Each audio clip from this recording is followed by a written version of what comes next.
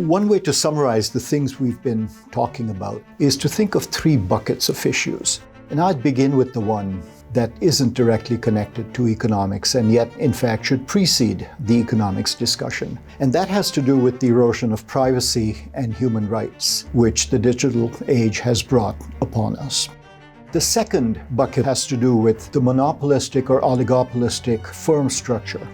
And finally, when it comes to managing the digital world, the folks trying to do it don't have anywhere to do so. For that, you need an institution.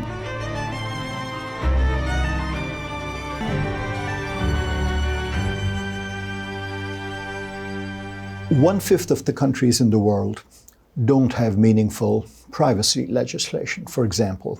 And the number of countries where that legislation has teeth is actually even higher. And yet, without a good national societal discussion on how we understand privacy, what we mean by human rights and security in the digital age, we will not be able to get to many of the vexatious issues and certainly not treat this as simply an economic issue.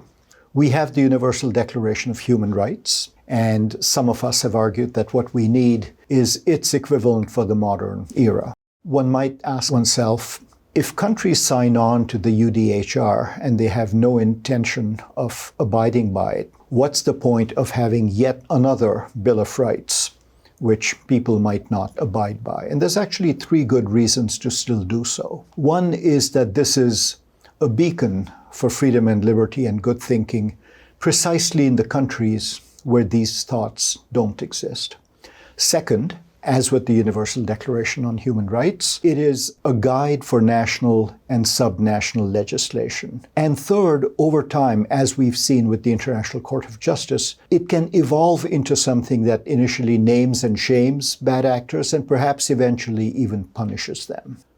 Why do we need something that goes beyond the UDHR? Take, for example, privacy.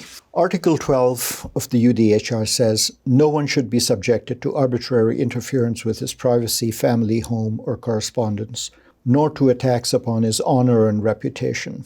Everyone has the right to the protection of the law against such interference or attacks. But in an age of ubiquitous use of digital tools and the tracking that they bring about, is that really a meaningful right the way we see it? In fact, is the black and white approach of rights the appropriate one in an age in which everything seems to be the large in-between gray area? And what about new rights?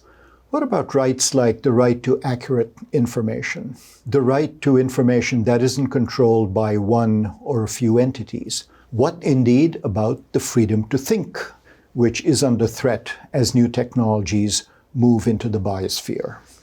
And yet often we come at important questions of values and important questions of normative ways of approaching things through economic tools just because those are the only ones we have. An example I might give you again comes from my country, Canada, where some years ago we renegotiated the trade agreement we have with the US and Mexico. And one of the issues that the US is firm on in its negotiations is to not permit something called data localization, where countries intend or would like to maintain data within their national borders. Now, there's good reasons for data to flow across borders, especially when it comes to e-commerce. But here's an example that might or might not be hypothetical. In Canada, suppose I purchased with my credit card legally a prescribed product that contains cannabis for an ailment, and the shadow of that transaction resides on a server in the US somewhere. Is it possible that if I entered a country or a state where cannabis products are illegal, I might be stopped or in some ways picked on or harassed? This is one reason why some countries might prefer a regime of data localization. And yet, by treating data purely as an adjunct to e-commerce, we have glossed over the very important questions of normative issues, judgment, and different priorities that different societies place upon themselves.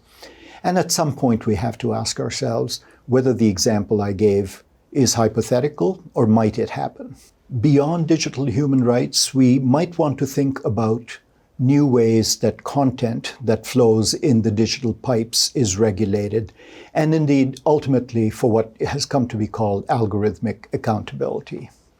If I own a factory, my shop floor is subject to all kinds of regulation. Everything from the safety of the machinery to the quality of the air that the workers and others in the building breathe, to the number of washrooms and who uses them and how, and so on. Now, if my factory floor is an algorithm, it is a complete black box for regulators. In most cases, there's no way we know, nor is there a way to know, how the algorithm is designed, whose purposes and what purposes it serves, and how the product it produces has been made. We wouldn't stand for that with a real product made in a real factory. We should ask ourselves why we think that it's okay when the product is an intangible and when the factory happens to be an algorithm. There are analogs. Now, to be sure, algorithms are often privately designed and have proprietary aspects to them. But that's true of company books as well. Yet we have a profession of accountants and auditors who have professional standards. They can go into the books of a firm, examine them, in the process come across privileged information, but they know how to keep it to themselves, and the system has largely worked. And there's no reason why a similar system of accountability and audit could not work, for example, for the factories that produce intangible goods. The second bucket of issues has to do with the monopolistic or oligopolistic firm structure, which might become increasingly prevalent for the reasons we've talked about earlier. This is an instance where we will have to have a renewed emphasis on the presence of competition, or at least contestability, the importance of competition policy and enforcing it, and more effective global taxation regimes. Despite the OECD G20 framework to address the issue created some 2 or 3 years ago that creates a minimum floor for taxation for digital firms, about 20 countries have gone the unilateral route in taxation. And there's some question about whether this is leading to further distortion and, in fact, double taxation. It is also the case that the current framework, while a good start, is not comprehensive enough or deep enough. But at least it is a start, and it's an example of the kind of global governance we require to modernize and design tax systems for the future. We should also be thinking about the global regime we have, TRIPS, that regulates or manages intellectual property. This was created in an era when the main concern was to protect intellectual property. It wasn't so much to galvanize its creation around the world.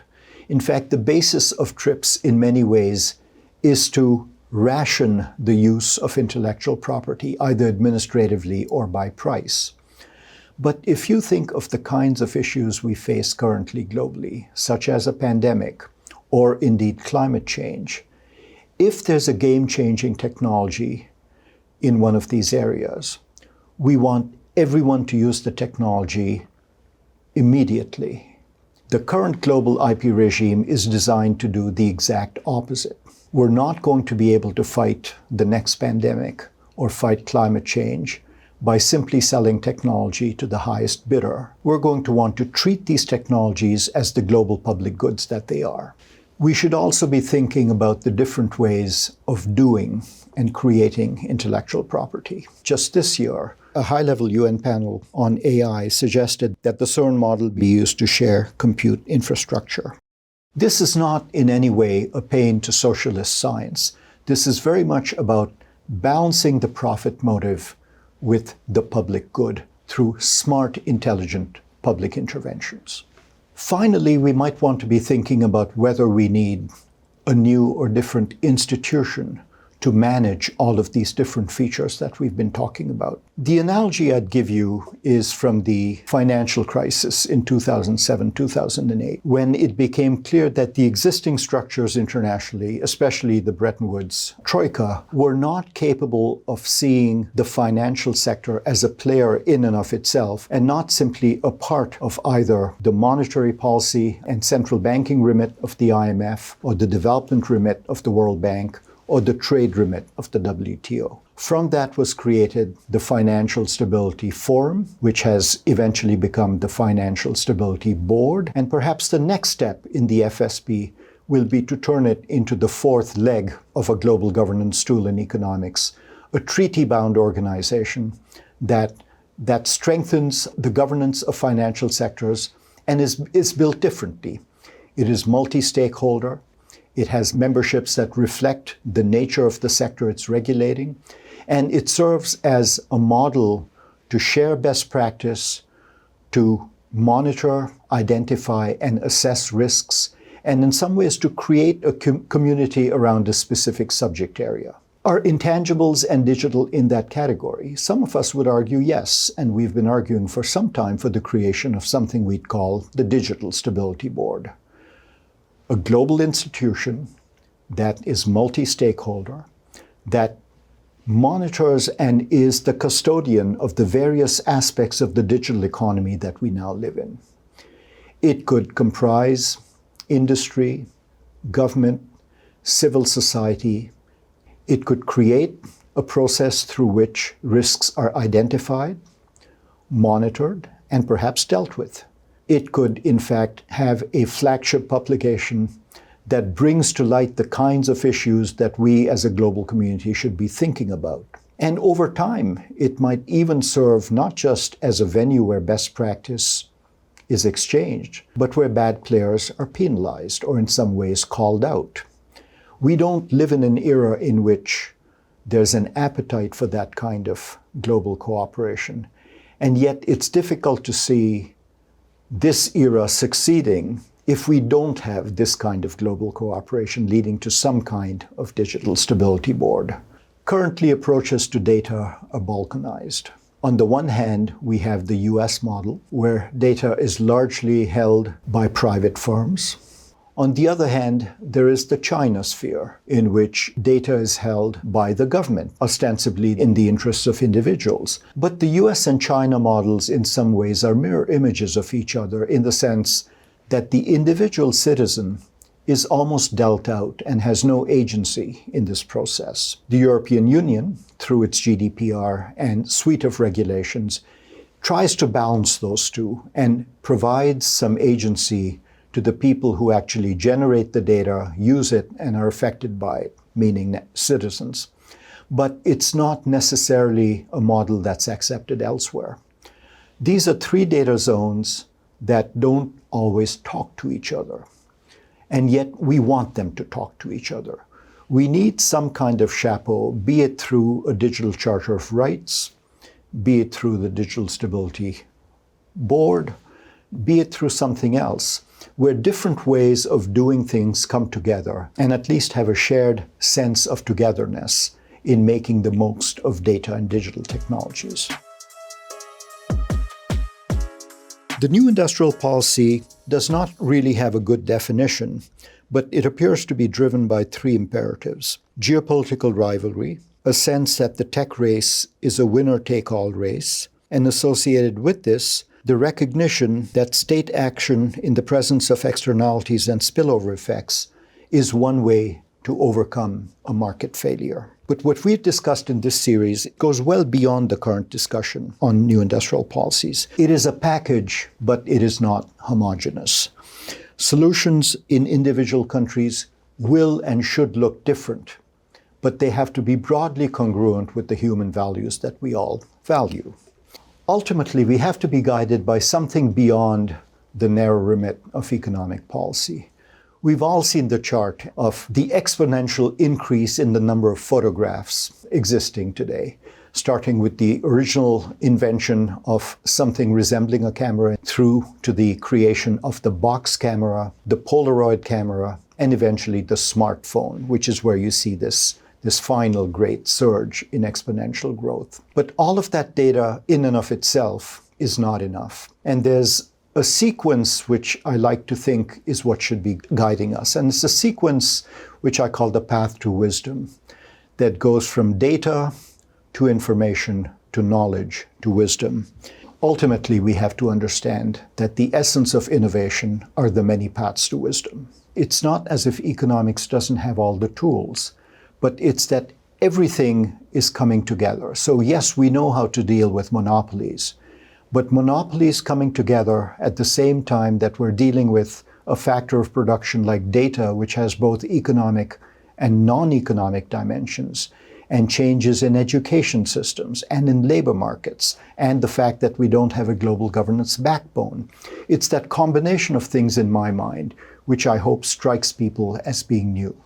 Actually, if it has not been clear in the series, I'm excited about absolutely everything to do with the Fourth Industrial Revolution. I can communicate instantly with almost anyone, anywhere in the world, often for free. That's one of those benefits that we now simply take for granted. You move from that to the kinds of promise that AI holds. I think AI in many ways will make our lives easier. There's of course an open question of whether it will do so by displacing jobs or creating them, but it will certainly make things like navigation of public spaces and so on much easier. There's incredible amounts of medical breakthroughs that we are likely to see with AI.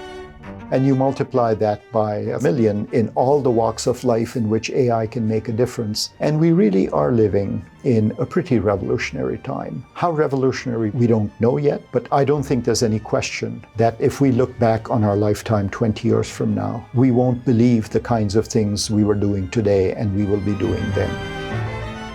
The optimism will be realized only if governance and policies for the intangibles era lead us from data to wisdom.